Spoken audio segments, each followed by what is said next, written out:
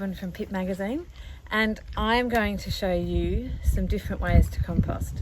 So we talk about composting a lot here at Pip Magazine, and I think for some people they're not quite sure which compost is the best for them. So it does depend on how much space you have, how dedicated you are, how much time you've got, and what sort of things you're composting. So here we've got heaps of space.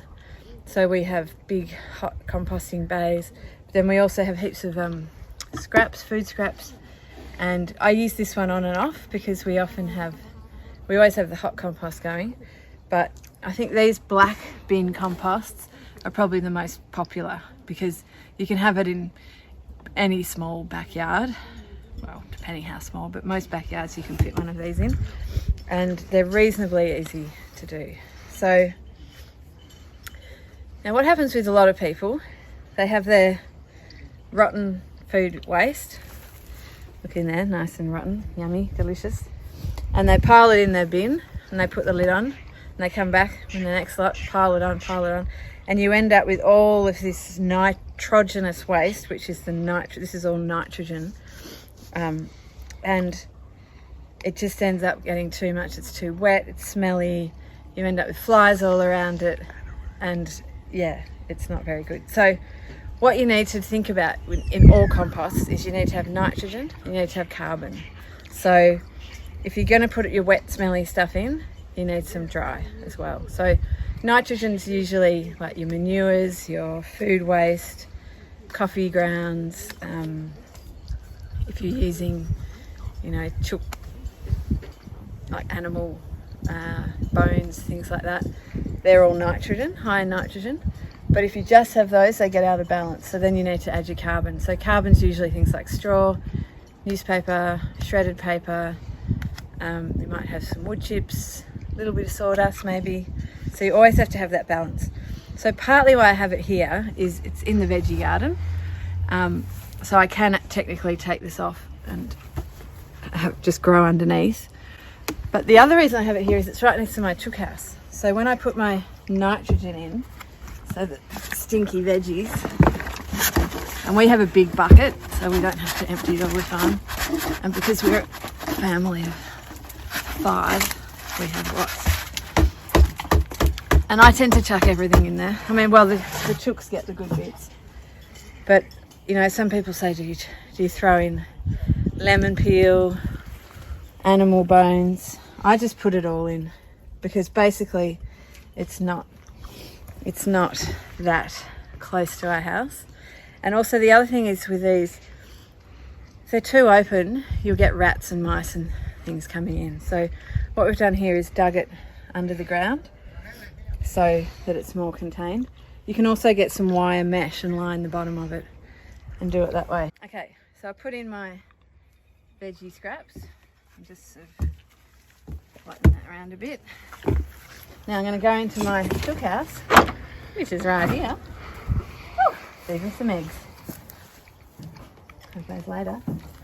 And then I just get some handfuls of this and mix it in. So this is your carbon here.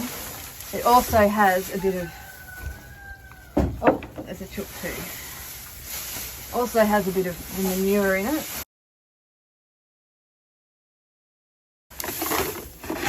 Now chook manure is one of the highest in nitrogen of the manures.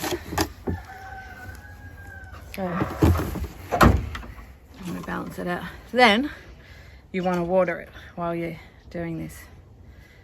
So veggies, straw, give it a bit of a water just to wet the straw down.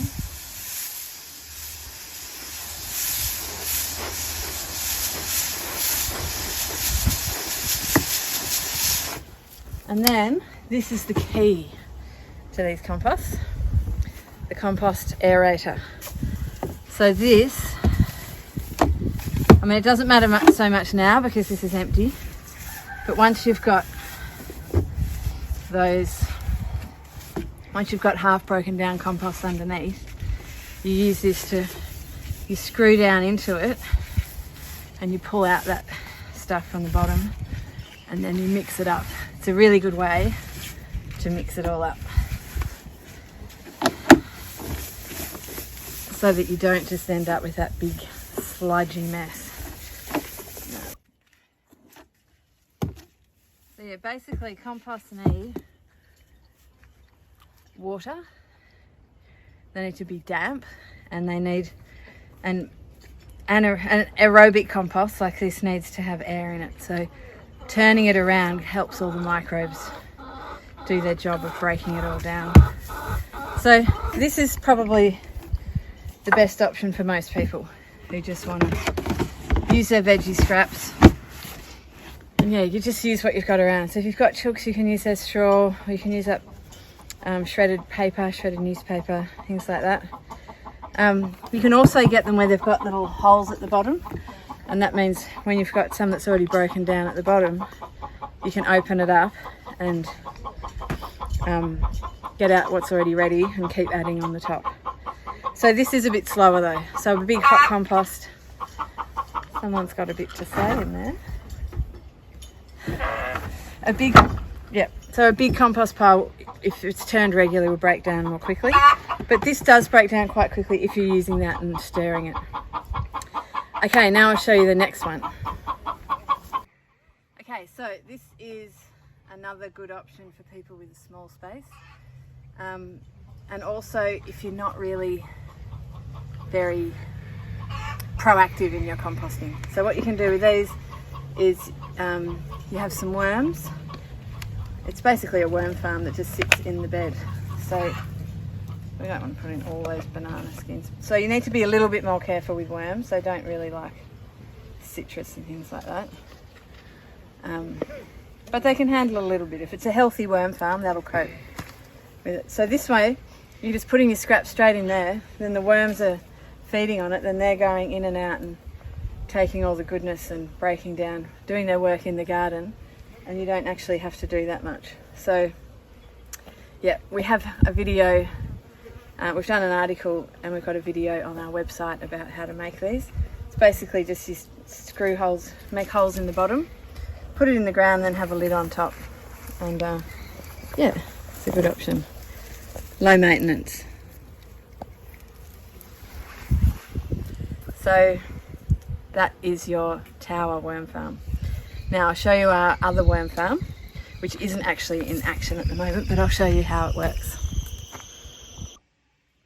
Okay, so this is our worm farm, and worm farms are really good because you can just keep adding your veggies in, and the worms are just, there's heaps of worms in there just doing the job of breaking it all down all the time. And you do need to add a bit of carbon, but you don't need to be quite as meticulous as you are with that. You also don't have to stir it because the worms are doing that for you. So but yeah, so our problem is we have that big bucket. So what we really need to do is have a smaller bucket so that you're going every couple of days, giving them a little bit of food, checking on them, making sure everything's all right. So yeah, so basically bathtub, we have this shade cloth just to help hold it together, and then the liquid can drain out of it. And yeah, you can end up with quite a lot in there. And then you have, coming out the plug hole is where you have your worm juice. Okay, so all the liquid drains down, so it's on a bit of an angle. And then you have the beauty of the worm farm, wormwee, that collects in a bucket underneath. So then you can just dilute that down and put it on your garden, and it is a really good form of a liquid fertiliser to help your plants. So yeah, worm farms are great. This is a bath one. There are all sorts of smaller ones that can also fit in small backyards. Lots of commercially made ones. I always try and make them ourselves to save on buying all that plastic, but sometimes they work better if you just buy them. But yeah, we've had all sorts of different things that we've used. Now speaking of liquid compost, liquid fertilisers, I'll show you another really easy way to form of compost you can make. Okay, so liquid compost, liquid fertiliser. Now this, I've already done videos on this, so I won't tell you all the details. Oh, you can already see worms in this one. All these big fat juicy worms sitting at the top. It's pretty gross and sludgy, but So basically this was a whole lot of weeds that I pulled out of the garden. Now when I've tried to put these, we have a lot of kikuyu, when I've tried to put that in the compost, if it's not a really hot compost, they can just start growing again. So this is a great way to get rid of them because the weeds are full of nitrogen. You put them in here and it kills them. So there's no way they're going to come back again. And then you when you're ready to use it. So basically I put it in there, put the water on, put the lid on, left it. It's been a few months, maybe 2 months now. 6 weeks maybe. Now you just pull that out, put it in a watering can, water it down, and then just water it straight on your veggies or around them. If they're leafy greens you're going to eat that night, maybe don't pour it straight on because it's pretty stinky stuff. So you can do that with weeds, you can do it with comfrey, yeah, any sort of greens. So you can actually do it with chook, the manure from the chook house, and the straw. You could put that in there and let that brew. Yeah, just a warning, it does get smelly, but it's a very good fertilizer, really easy to make, pretty quick, and you just have to dilute it down before you put it on your garden. Okay, now for the hot compost. Okay, so this is our composting bays. So how this works is we have these wide bays like this, and we have them like this so that they're easy to turn. So this is the one that I'm currently building up on. That was a metre by... Keep it down, ladies. It was a... Someone wants to be in the video.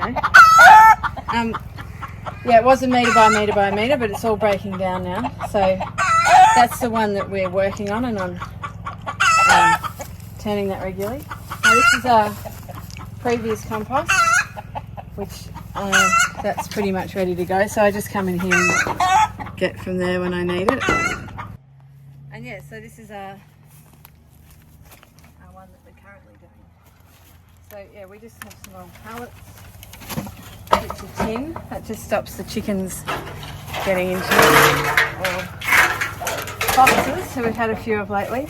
So yeah, basically this has had a bit of compost added to it recently, but it's best not to do that. So by having it like this, you can just go from one side to the other, and usually I'll have a hose and I'll water it as I go. But yeah, having it like this, it's really easy just to get in there and turn it from one side to the other. Okay, so this is our hot compost. So it's not hot anymore, but when we built it, it was a cubic metre, so a metre by a metre by a metre, and you really need that volume for it to start heating up. And when it heats up, you want it to be getting to between kind of 40 to 60 degrees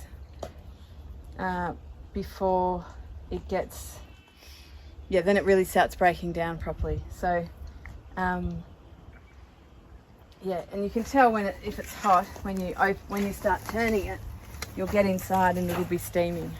So you can get big compost thermometers. I've actually just used a kitchen thermometer before, and it doesn't get right into the middle, but it gives you a ballpark idea. Yeah, so if you're getting those high temperatures, it's going to break down much more quickly. And again, the turning and water, so water it as you turn it. And this is the best tool ever. So for turning compost, this is just the bomb. So if you can find one of these, they're pretty hard to find.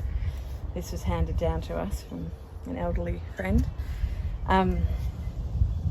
Yeah, so also hot compost.